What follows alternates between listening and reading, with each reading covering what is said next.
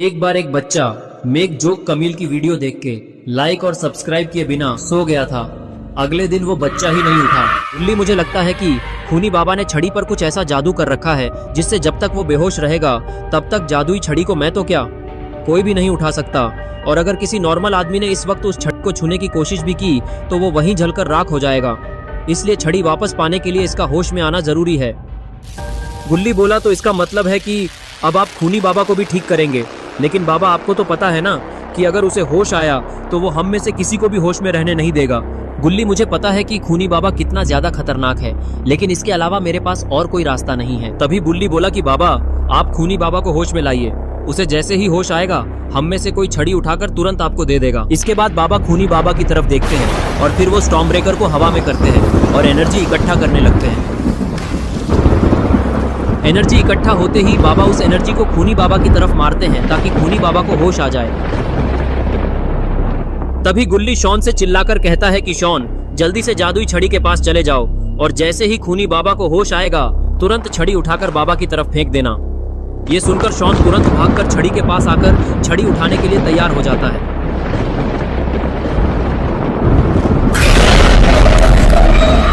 अभी खूनी बाबा को होश आ जाता है और खूनी बाबा तुरंत खड़ा हो जाता है और बाइक पीछे गिर जाती है।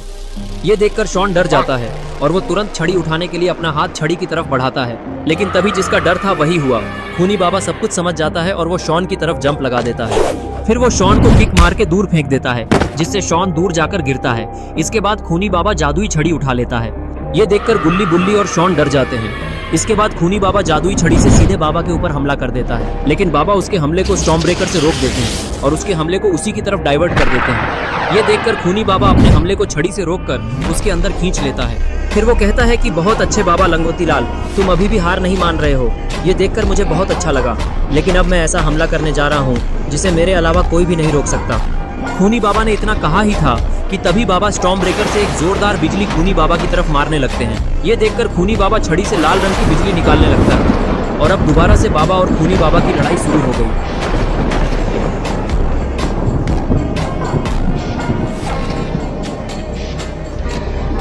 तभी पीछे से रॉड खूनी बाबा पर अपने मुंह से आइस लेजर मारने लगता है। वो आइस लेजर सीधा खूनी बाबा की तरफ जाती है, लेकिन तभी खूनी बाबा एक हाथ से अपने पीछे एक लाल रंग की शील्ड बना लेता है और रॉड के हमले को भी रोकने लगता है। पीछे खड़े कल्लू मामा भी ये सब कुछ देख रहे होते हैं और ये देखकर कल्लू मामा को समझ आ जाता है कि खूनी बाबा को मारना इतना भी आसान नहीं है, लेकिन अब इन्हें ये नहीं समझ आ रहा अब वो बाबा की मदद करे कैसे। लेकिन तभी बाबा की बिजली कमजोर पड़ने लगती है और खूनी बाबा के ऊपर भारी पड़ने लगता है। ये देखकर रॉड अपने मुंह से लेजर निकालना बंद कर देता है और वो बाबा को बचाने के लिए अपने ऊपर एक ब्लू कलर की शील्ड बनाकर खूनी बाबा के सामने जाने लगता है। तभी बुल्ली कहता है कि रॉड, ऐसा मत करो, इसमें तुम्हारी जान भी जा सकती है। लेकिन रॉड बुल्ली की बात नहीं सुनता और सीधे खूनी बाबा के बिजली के सामने आ जाता है और वो अपनी शील्ड से खूनी बाबा के हमले को रोकने में अपनी सारी शक्ति लगा देता है। ये देखकर बाबा मौके का फायदा उठाते हुए स्टॉर्म ब्रेकर लेकर दौड़ लगा देते हैं और फिर बाबा जंप मारकर आसमान में चले जाते हैं और फिर बाबा जोर से चिल्लाते हैं। बाबा को आसमान में चिल्लाता हुआ देखकर खूनी बाबा समझ जाता है कि ये रॉड की चाल है और फिर वो बाबा के ऊपर अपने आंखों से लेजर मारने लगता है और तभी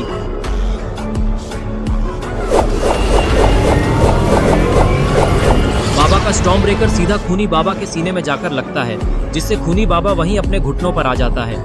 फिर बाबा नीचे खूनी बाबा के पास आते हैं और अपना स्टॉर्म ब्रेकर खूनी बाबा की छाती से निकालते हैं और उससे कहते हैं कि देखा खूनी बाबा, तुमने कितनी कोशिश कर ली हम सबको मारने की, लेकिन तुम एक बात भूल गए कि हम सब एक साथ हैं और तुम अकेले। अब बताओ तुम्हारी कोई आखिरी इच्छा। ये सुनकर खूनी बाबा बोला, तुमने मेरे सीने पर मारकर गलती कर दी, तुम्हें मेरे सर पर वार करना चाहिए था। अगर तुम ऐसा करते तो शायद तुम जीत पाते, लेकिन अब नहीं।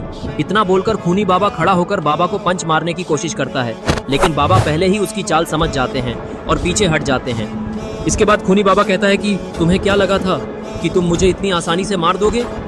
अरे नादान बाबा लंगोटी लाल, अभी तो मैंने स्टार्ट किया है, आगे आगे देखो होता है क्या।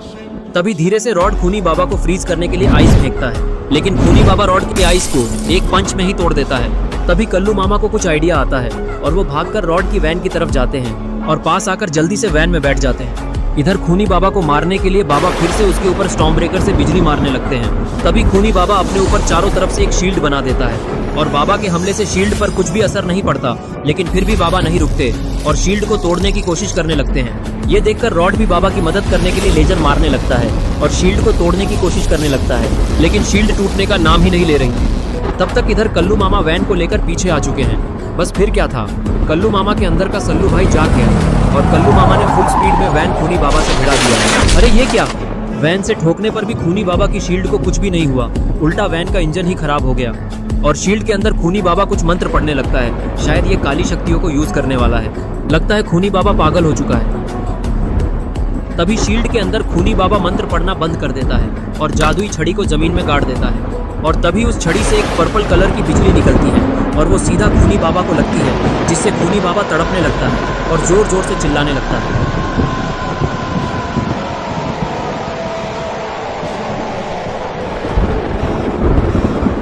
खूनी बाबा के चिल्लाने की आवाज सुनकर बाबा बिजली मारना रोक देते हैं और रॉड भी लेजर मारना बंद कर देता है। ये देखकर गुल्ली कहता है कि बाबा क्या हुआ, आप रुक क्यों गए और ये खूनी बाबा चिल्ला क्यों रहा है।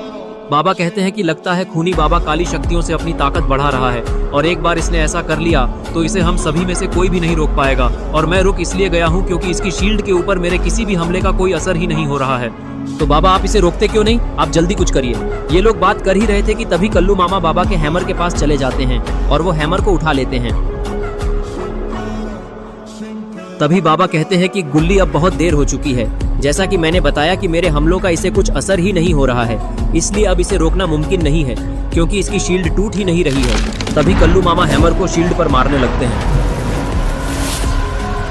ये देखकर बाबा भी स्टॉर्म ब्रेकर से शील्ड के ऊपर आसमान से बिजली गिराने लगते हैं और तभी वहाँ एक धमाका होता है और धमाके की वजह से कल्लू मामा दूर खिसक जाते हैं। धमाके के बाद खूनी बाबा की शील्ड, छड़ी और वो खुद भी वहाँ से गायब हो चुका होता है। ये देखकर सारे लोग हैरान हो जाते हैं और किसी को भी समझ में नहीं आता कि आखिर खूनी बाबा गया कहाँ।